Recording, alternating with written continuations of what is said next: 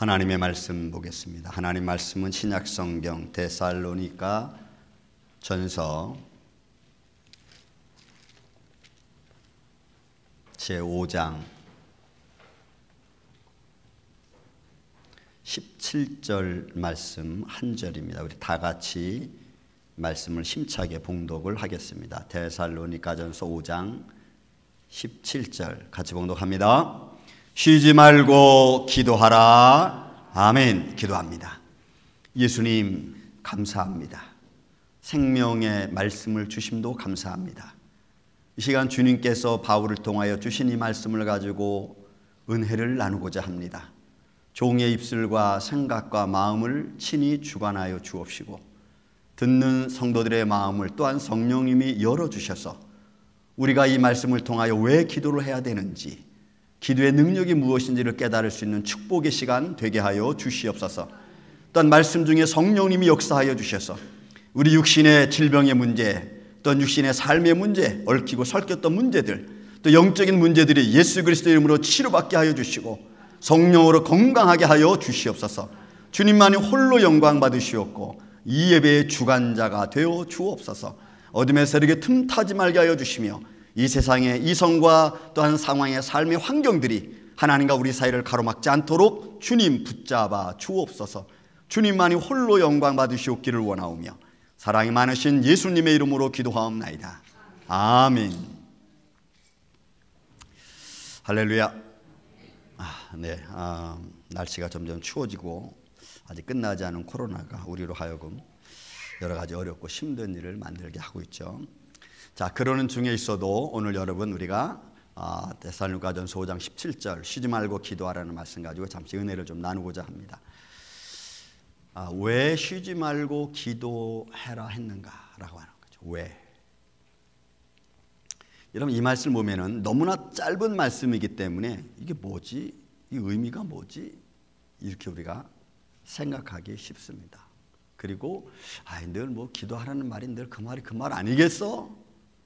하면서도 우리는 실제적으로 우리의 삶의 행동은 기도하는 모습에서 많이 멀어져 있음을 여러분 우리는 알게 됩니다. 한번 여러분 생각해 보십시오. 나는 얼마나 기도하고 있는가? 그리고 또 바울이 지금 데살로니가전서를 마쳐가는 5장에 와서 특별히 짧은 말 한마디를 툭 던진 이유는 또 뭘까? 여러분 이것도 한번 우리가 생각해 봐야 됩니다. 쉬지 말고라고 하는 이 단어의 의미는 여러분 연속적인 의미가 있습니다. 연속적으로 기도하라는, 그리고 계속해서 끊임없이 기도하라는 거예요. 그러면 여러분 이 말씀은 지금 데살로니가 교회에게 바울이 말씀을 선포해 놓고 그 선포된 말씀들을 이루기 위해서는 기도를 쉴 수가 없습니다. 왜 그러냐면 데살로니가 교회에 큰 역사들이 있었습니다. 그 역사의 사건 중에 본문 데살로니가전서 1장 3절에 있는 말씀 보면은 1장 3절에 뭐라고 표현하냐면 너희가 믿음의 역사, 사랑의 수고, 소망의 인내. 이거는 데살로니가 교회 성도들의 신앙생활하는 가운데서 그들이 가지고 생활하고 있었던 것들입니다. 자, 믿음의 역사. 여러분 믿음의 역사 그냥 됩니까? 믿음의 역사는 하나님의 영광을 따라서 하나님이 기뻐하시는 따라서 그들이 수고하는 중에 이루어지는 하나님의 거룩한 역사입니다. 믿음의 역사가 그들 가운데 있었습니다. 사랑의 수고, 여러분 사랑의 수고라고 하는 단어는 그냥 내가 아무렇지도 않고 가만히 있는데 사랑의 수고를 했다라고 말할 수 없어요. 사랑의 수고를 하려면 여러분 이 당시에 마케도니아 지역은 데살로니가 교회로부터 시작해서 에베소서, 빌립보 교회들은요 굉장히 가난했어요. 굉장히 가난하고 경제적으로 어려웠습니다. 그런 그 교회들이 사랑의 수고를 나누고 서로 섬겨주고 서로 위로해주는 것들은 엄청난 삶의 시너지 효과를 주고 있었어요. 그런 어렵고 힘든 중에 그들은 또 뭘 가지고 있었냐? 여러분 이제 우리가 4장의 마지막 절에 보면은 하나님 나라에 대한 이야기를 바울이 합니다. 소망의 인내를 가지고 있었어요. 그 소망의 인내를 바라보면서 그들이 하루하루를 살아가는 거예요. 이거는 데살로니가 교회에 있어서는 일상적인 것 중에 하나였어요. 일상적인 것. 그것뿐만이 아닙니다. 이들이 이런 믿음의 역사와 사랑의 수고와 소망의 인내를 가지고 있는 데서 그냥 이것이 된 것이 아니고, 또 데살로니가서 1장 7절부터 9절까지 있는 말씀을 제가 좀 정리했습니다. 그들은 삶 속에서 믿는 자의 본이 됐어. 믿는 자가 어떤 삶을 살아야 되는지를 세상 사람들에게, 믿지 않는 사람들에게 보여줬어요. 또 믿음의 소문이, 그런 가운데 믿음의 소문은 각처로 퍼져나갔습니다. 야, 데살로니가 교회 성도들, 야, 하나님의 사람이고 믿음의 역사가 일어난다. 여러분, 그 소문이 각처에 퍼졌어요. 각처에. 그래서 아가야까지 그 소문이 퍼지기 시작했습니다. 그리고 그들은 그들이 섬겼던 우상을 버렸고 살아계신 하나님을 향하여 그들이 전심전력으로 섬기는 일을 잃어버리지 않았어요. 이게 여러분 그들의 일상생활이었습니다. 일상생활. 그 일상생활 속에서 이들이 이런 믿음의 마음을 갖는 것은 기도가 아니고서는 불가능합니다. 기도를 통해서 믿음의 역사가 이루어지고 기도의 생활 속에서 사랑의 수고를 할 수 있는 시너지, 마음이 생기고 기도 가운데 하나님의 영광을 바라볼 수 있는 성도들의 마음, 이거는 기도가 그들에게 새로운 힘과 능력이 되었던 겁니다. 여러분, 오늘 여러분들이 한번, 제가 여기 적지 않았습니다. 여러분 데살로니가전서 1장, 여러분 한번 보십시오. 2장 4절에 있는 말씀 한번 성경책을 보십시오. 거기에 데살로니가 교회 성도들에게 바울이 권면하는 것 중에 아주 중요한 말씀 한 구절에 나옵니다. 여러분 눈으로 한번 직접 여러분들 성경을 찾아보시기 바랍니다. 오직 하나님께 옳게 여김을 받아 입은 복음을 위탁받았으니 우리가 이와 같이 말함은 사람을 기쁘게 하려 함이 아니요 오직 우리 마음을 감찰하시는 하나님을 기쁘시게 하려 함이라. 이 말씀이 그들의 그냥 일상생활이었습니다. 하나님을 기쁘시게 하려고 하는 마음의 준비가 딱 되어 있으니까 그들의 믿음의 역사가 일어나는 거죠. 생활 속에 사랑의 수고가 아깝지 않은 거예요. 그 사랑의 수고가 그들에게는 힘이 되고 능력이 되는 거죠. 하나님 나라에 대한 소망을 바라봅니다. 이 땅의 삶이 전부가 아니라는 것을 그들은 알게 되는 거예요. 여러분, 오늘날 우리 삶의 모습을 보십시오. 세상이 너무너무 혼란스러우니까 사람들이 점점 위축되어 가져가잖아요. 생활만 위축되는 게 아니라 믿음도 위축돼 가고 있잖아요. 믿음이 위축되니까 내가 마음속으로 믿음 속으로 성령에 감동되어지는 것도 여러분 그냥 슬슬 무시해버리고 말아요. 그리고 내게 맞는 신앙생활을 하려고 준비하죠. 사람을 기쁘게 하는 신앙생활을 생각하는 거예요. 하나님을 기쁘시게 하는 게 아니고. 자, 이런 배경을 가지고 있습니다. 이런 배경 속에서 바울이 오늘 던지는 쉬지 말고 기도하라. 왜? 그 상황, 내 영적인 상황과 또 하나님의 은혜의 상황과 믿음의 역사를 지키기 위해서는 기도밖에는 다른 방법이 없는 거예요. 저는 그 중에서 네 가지를 한번 좀 추려봤습니다. 이 말씀을 통해서 추려봤어요. 그 첫째는 기도를 통해서 하나님을 만나는 거죠. 이들은 저들의 삶의 현장은 너무나 안 좋습니다. 제가 말씀드렸죠. 그 당시에 마케도니아 지역은 이런 로마 속국으로서 굉장히 경제적으로 어려운 시기를 맞이하는 지역 중에 하나가 이 마케도니아 지역, 데살로니가 지역이었어요.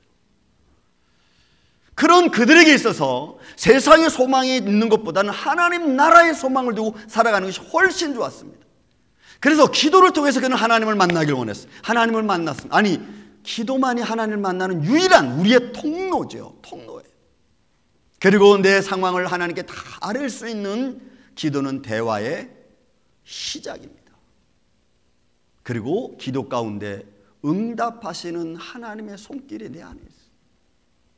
감동하심이 내 안에 있습니다. 내 아픈 것을 주님께 아뢰 때에 나를 위로하시는 하나님의 역사하심이 내게 있어요. 기도를 통해 하나님을 만나는 저는 여러분들의 삶이 되시기를 주의 이름으로 축원을 드립니다. 기도 가운데 여러분들이 하나님의 위로가 함께 있기를 저는 주의 이름으로 축원을 드립니다. 여러분, 예수님도 육신의 몸을 이 땅에 입고 오셔서 기도하기를 쉬지 않았습니다. 어떨 때는 밤이 맞도록 주님도 기도를 했어요.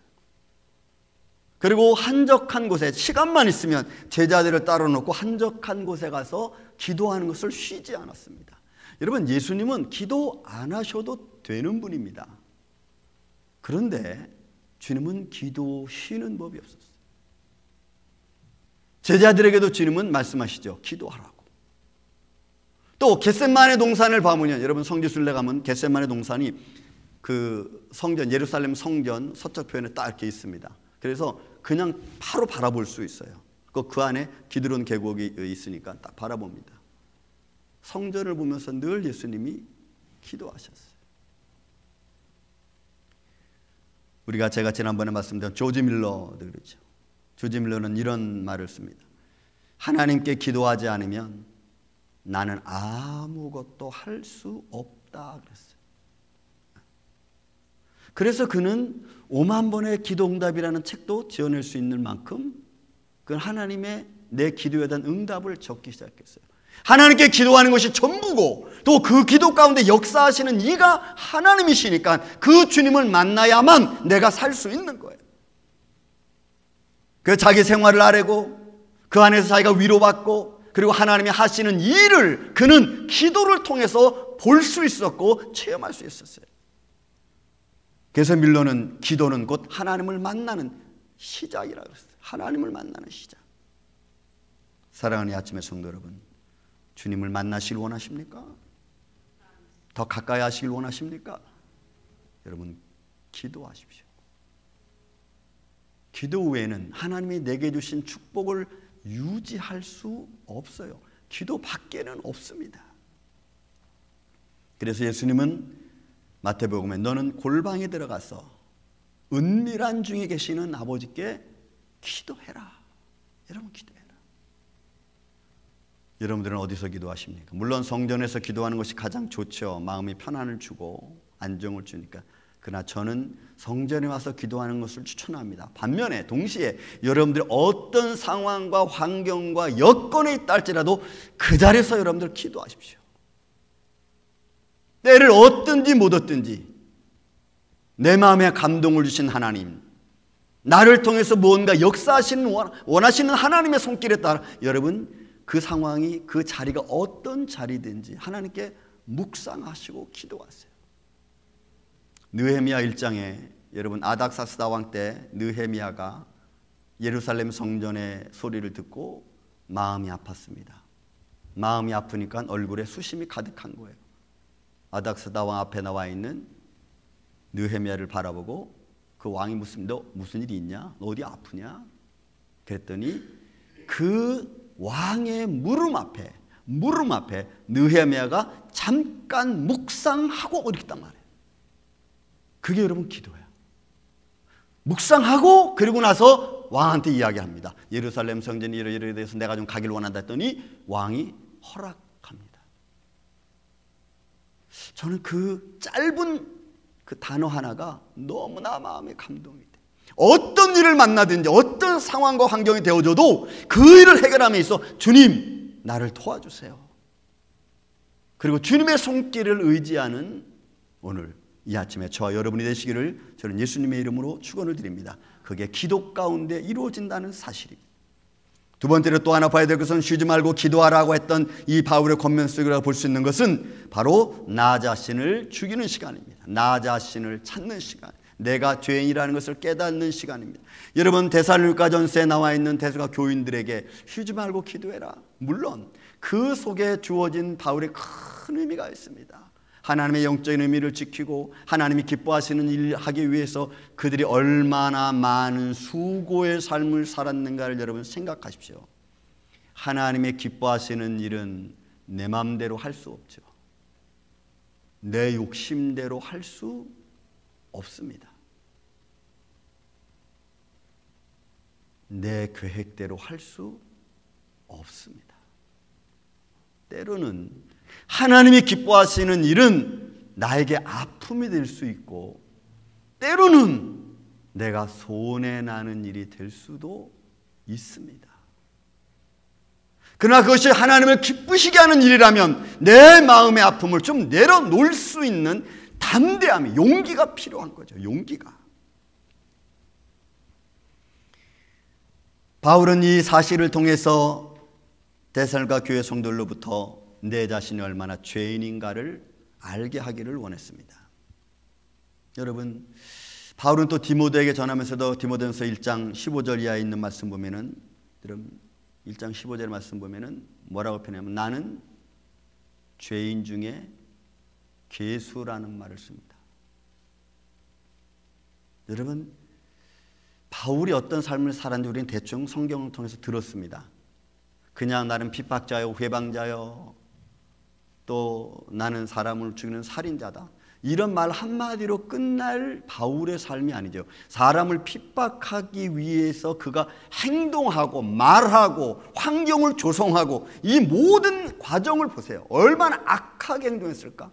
사람을 잡아서 원형격장에 죽이려고 하는 그 상황을 이끌어가는 이 사도 바울의 자기의 꾀, 그죠? 그걸 보는 거예요. 그런 나를 바라보니까 나는 정말 죄인 중에 괴수구나.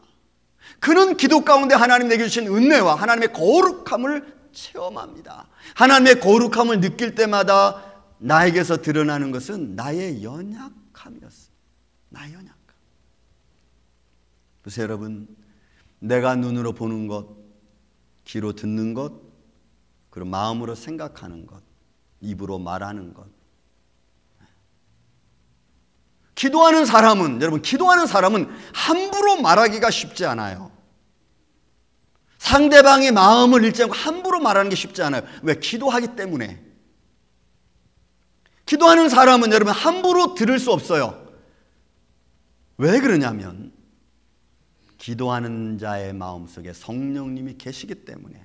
누가 뭐라고 나를 비방해도 그 비방한 말 그대로 내가 들어서 그대로 말하기 쉽지 않아요. 아니, 할 수 없어요.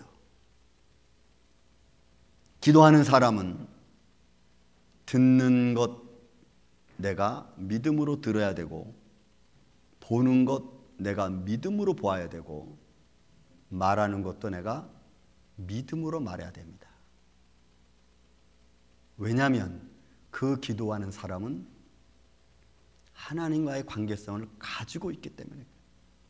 우리는 근데 이런 거 생각하지 않습니다.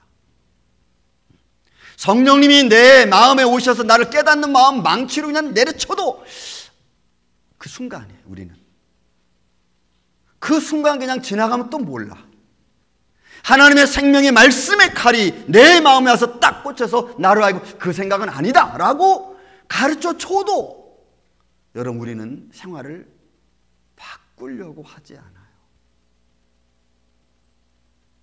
왜냐하면 나를 힘들게 하거든.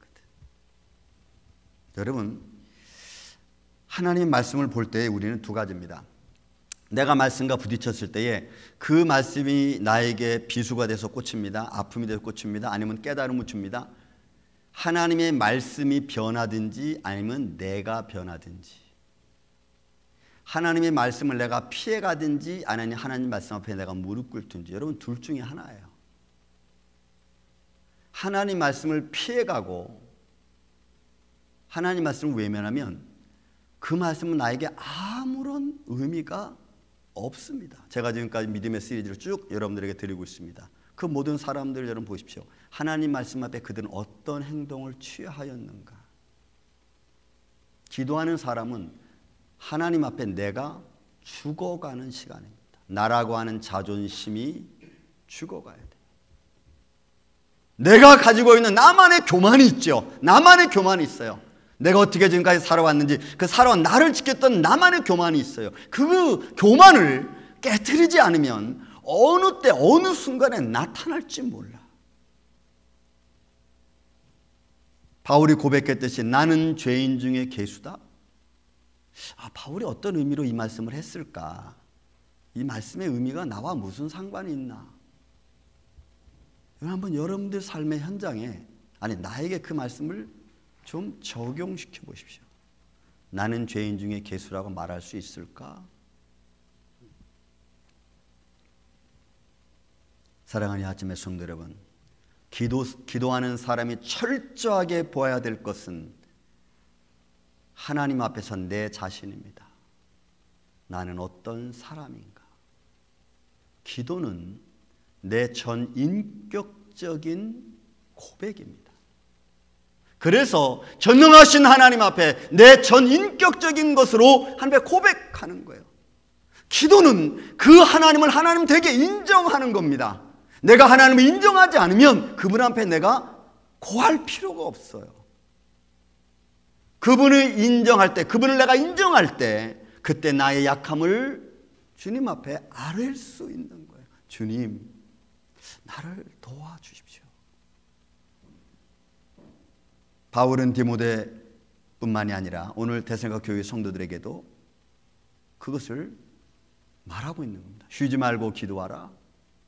너무나 간단한 문구 하나지만 그것은 그들의 일상 속에서 하나님의 은혜를 지키고 믿음의 역사를 이루고 사랑의 수고를 하는 데 있어서 기도 없이는 불가능한 거예요. 여러분, D.L. 무디가 어느 날 말씀을 전하는데 기도하라고 하니까 한 말씀을 듣고 있던 사람이 물었습니다. 왜 기도는 꼭 같이 해야 됩니까? 이렇게 물었습니다. 그랬더니 D.L. 무디가 그 물음을 듣고 아무 말도 하지 않고 가운데 모닥불이 펴놓은 그 모닥불 속에서 모닥불이 활활 타고 있는 나무 하나를 끄집어가지고 바깥에 이렇게 던졌습니다. 조금 있다 보니까 그 모임에서 빠져나온 모닥불은 조금 있다 다 식어서 불이 꺼지고 죽어버린 거예요.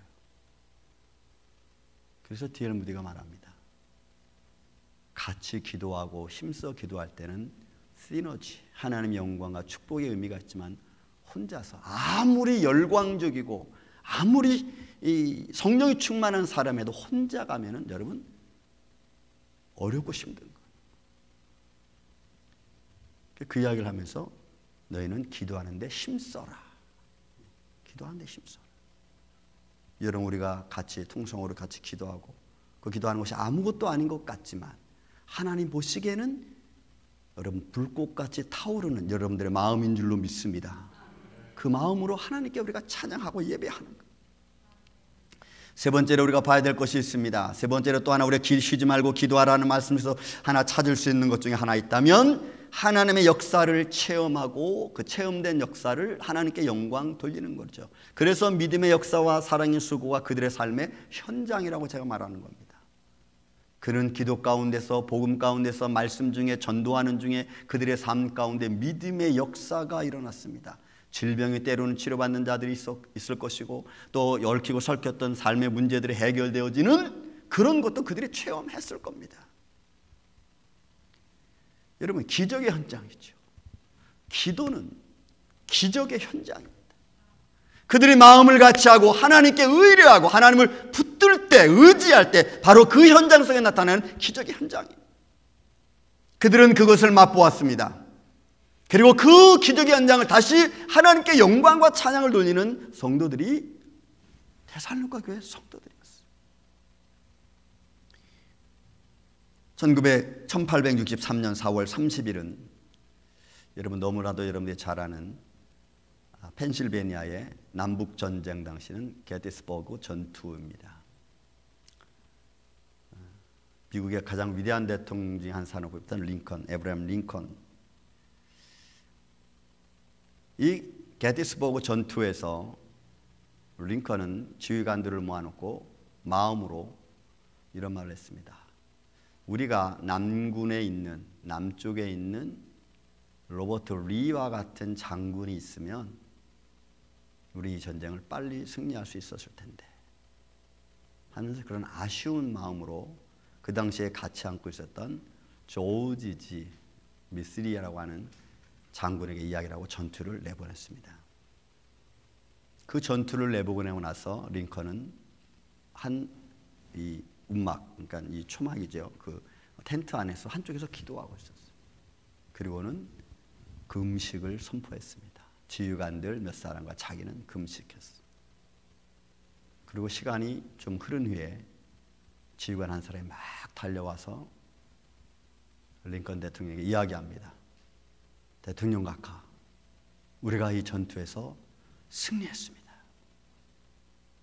여러분, 만약에 그 로버트에 있는 이 게티스버그 전투에서 북군이 지면은, 남군이 승리하면은 여러분 그 에브라임 링컨의 위치는 오래 있지 못하고 노예 해방은 되지 않았을 거예요. 그 말을 듣고 나서 후에 링컨이 이런 말을 합니다. 하나님, 우리에게 로버트 리와 같은 장군이 없음을 감사합니다. 이렇게 했어요. 그런 장군이 없었기 때문에 우리가 더 하나님께 기도했고 하나님을 의지했고 그리고 하나님께 기도했습니다. 그리고 금식했습니다. 여러분 그가 그 상황에서 이사야 58장에 있는 금식에 대한 이야기를 설명했습니다. 여러분 금식에 대한 나의 기뻐하는 금식은 중하게 결박을 풀어주며 모든 멍에에 꺾는 것이 아니겠느냐. 내가 부를 때는 나 여호와가 응답하겠고 내가 부르짖을 때는 내가 여기 있다. 내가 여기 있다. 하나님께 감사드렸어요. 그러니까 내가 체험했던 하나님의 기적의 역사를 다시 하나님께 영광 돌리는 하나님의 사람. 누가 할 수 있느냐? 기도의 사람이 할 수 있어요. 기도하는 사람은 하나님의 영광을, 하나님의 역사를 체험합니다. 그 체험된 역사를 나만 갖고 있을 수 없어요. 깨달은 내 마음을 다시 하나님께 돌리는 거예요. 하나님 감사합니다. 나를 이렇게 형통한 길로 인도해 주심을 감사합니다.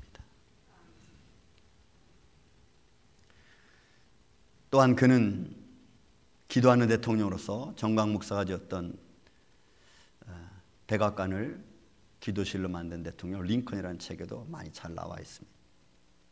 그는 추수감사절을 감사의 일로, 국가 경축일로 바꾼 사람 중에 한 사람입니다. 조지 워싱턴 대통령이 추수감사절을 국가 금요일로서 지키고 있었죠. 그런데 미국의 제3대 대통령이었던 제퍼슨이 그것을 금지시켰습니다. 금지시킨 이유는 이 추수감사절이라는 의미는 영국이 미국을 지배할 때에 만들어진 하나의 유물이다. 그래서 이거는 스탑. 안 했습니다. 얼마나 안 했냐? 50년 동안 안 했어요. 그래서 미국의 3대 대통령부터 시작해서 미국의 15대 대통령 부캐넌이 올 때까지 50년 동안 추수감사절이 안 지켜졌습니다. 그리고 16대 대통령인 에브라함 링컨이 들어서서 추수감사절을 다시 미국 국가 축제일로 바꿔놨습니다. 이유는 하나였습니다. 우리의 조상들이 여기에 와서 청교도적 신앙을 가지고 감사의 씨를 뿌린 것을 하나님께 영광 돌리고 그 믿음을 잘 계승하기 위해서라고 했어요. 그러니까 하나님이 주신 축복의 씨를 잘 계승하고 그 영광을 돌리기 위해서 다시 추수감사절을 지키라고 링컨이 선포를 했습니다. 왜요? 그는 하나님이 내게 주신 역사적인 체험이 있거든. 그리고 우리에게 주신 하나님의 감사가 있거든요. 그 감사를 잘 유지하는 것이 링컨에게서는 굉장히 중요했던 거예요.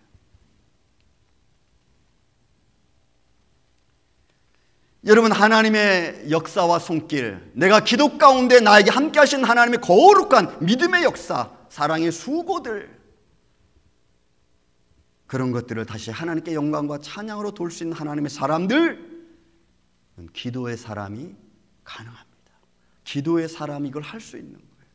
왜요? 기도할 때 하나님과 나와의 관계성이 이루어지기 때문에. 기도는 1대1입니다.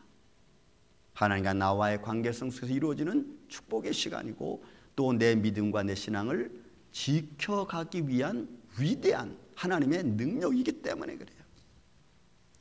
마지막으로 우리 하나 더 보겠습니다. 이런 바울은 데살로니가 교회 성도들에게 쉬지 말고 기도하라 라고 말씀했어요. 왜 그랬을까요? 이거는 시험에 들지 않고 이기게 하기 위함이 아닐까 합니다. 여러분 로마의 치하에서 종교적인 치하도 있었죠. 그런 어려운 상황 속에서 믿음을 지키고 하나님의 영광, 소망의 인내를 가지고 하나님 나라를 바라보는 데살로니가 교회 성도들에게는 여러분 어려운 일이 없을 수 없어요. 우리가 이민생활에서 살고 있지만 여러분 얼마나 어렵습니까? 여러 가지 어려운 요소들을 구구절절히 다 말하기도 쉽지 않을 만큼 어려워요. 그런 그들에게 있어서 바울이 기도하라고 한 이유는 다가올 시험이 있죠. 다가올 시험을 이기기 위해서, 아니 막기 위해서 기도로 준비하라.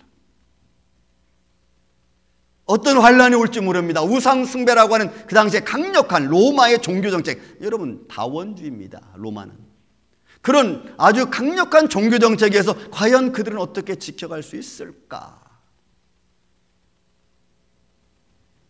여러분 보십시오. 오늘날도 지금 이제 나라와 나라 다니는 게 쉽지 않아지죠. 점점. 여러분 한국도 가시려면은 허가를 받아야 됩니다.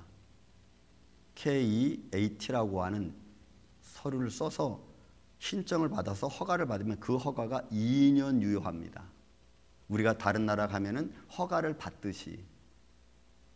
여러분 코로나 때문에 뭐 2주 격리해야 되고 또 가서도 뭐 PCR 검사를 하고 또 허가를 맡아야 되고 안 되면은 또 안 되고 통과 안 되고 점점점 어려워져요. 이게 뭐냐면 관계성이 점점 끊어지고 있는 거죠.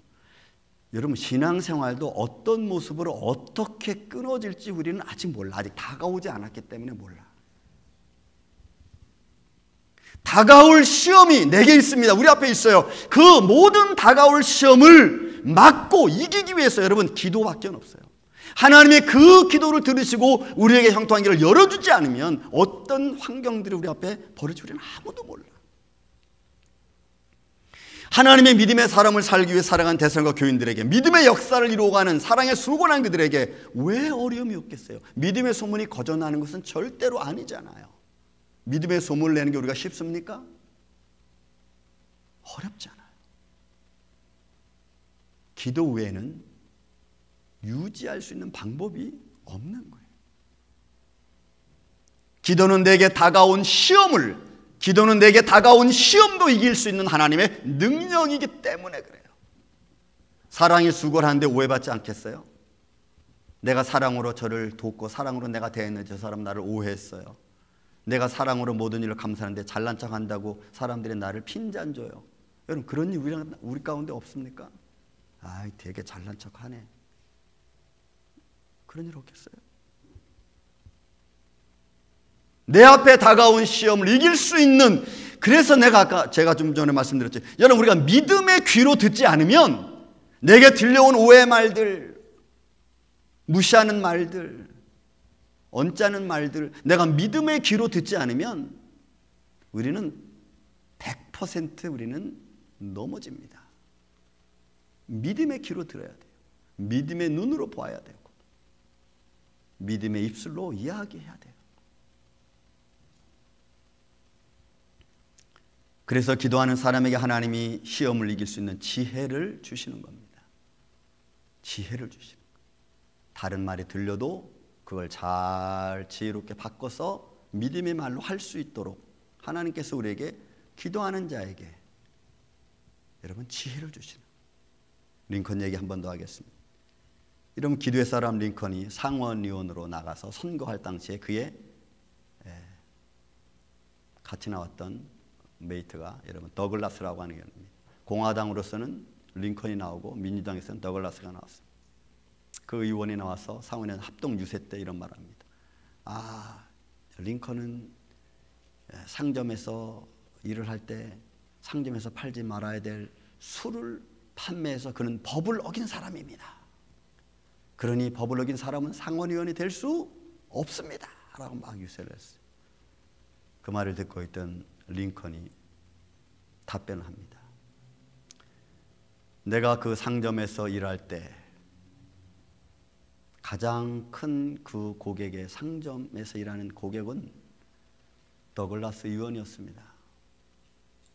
나는 지금 그 상점에 떠난 지 오랜 세월이 지났지만 아직도 그 술을 사는 그 상점의 큰 고객은 더글라스 의원입니다. 이렇게 반문했어요. 사람들이 그 말을 듣고 와 폭소를 터뜨렸습니다. 여러분 자기를 험담하고 자기를 깎아내리는 사람 앞에 지혜롭게 대적하는, 그가 대통령이 돼서도 상원의원들과 함께 모여서 회의를 합니다. 그 상원의원의 한 사람이 링컨이 대통령 된 것이 원치 않습니다.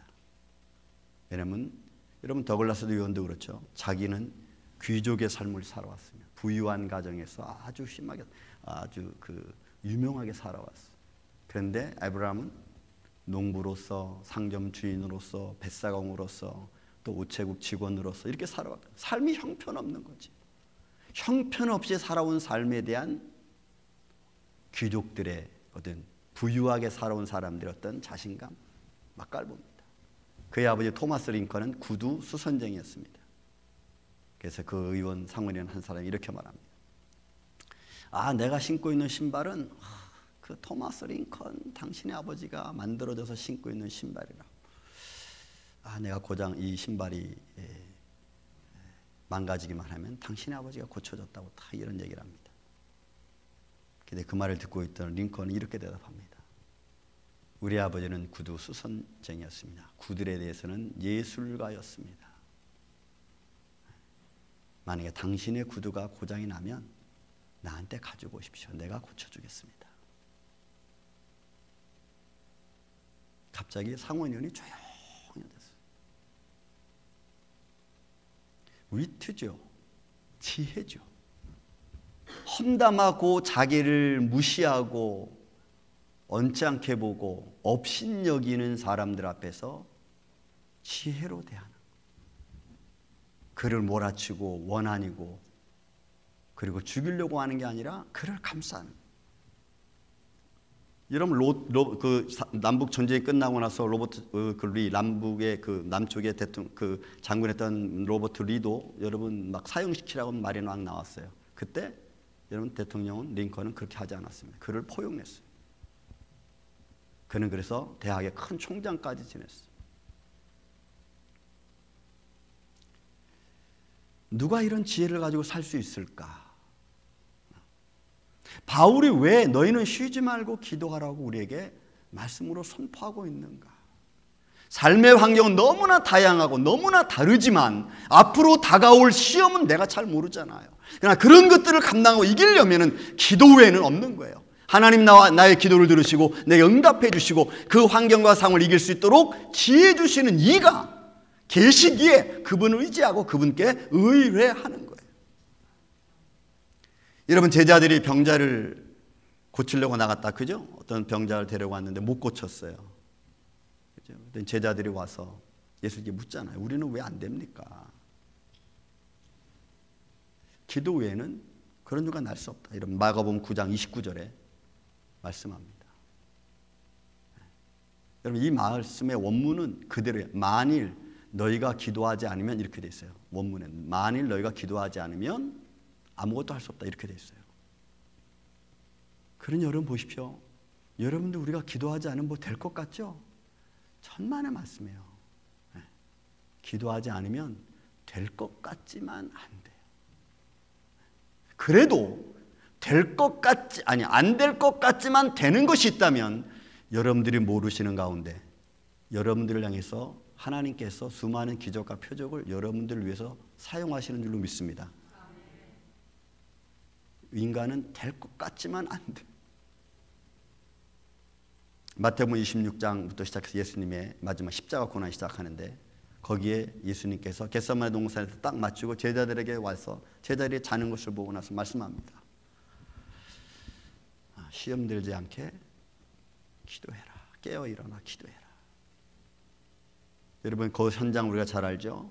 겟세마네 동산에 예수님이 기도하고 마쳤을 때 유다와 그 사람들이 와서 예수님을 잡아갑니다. 베드로는 칼을 뺐습니다.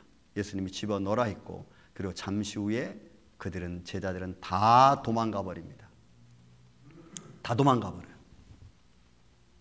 그러고 나서 그들의 희망이 완전히 꺾여져서 두려움으로 그들은 마가의 다락방에 모여서 전전긍긍합니다. 근데 그 상황이 완전히 반전되는 것이 예수님이 승천하신 후에 완전히 반전되죠. 그들이 또 다시 마가의 다락방에 모였습니다.